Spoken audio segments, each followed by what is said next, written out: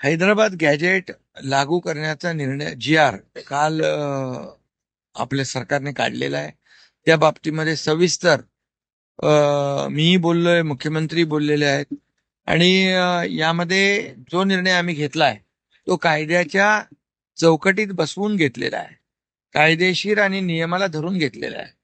त्यामुळे जी काही पद्धत जी आहे मराठा समाजातल्या कुणबी प्रमाणपत्र देण्यासंदर्भातली जी पद्धत आहे, प्रक्रिया आहे, ती अधिक सोपी करणं, सुलभ करणं यावर तो निर्णय झाला आणि जी आर मध्ये देखील त्याचा उल्लेख स्पष्टपणे केलेला आहे.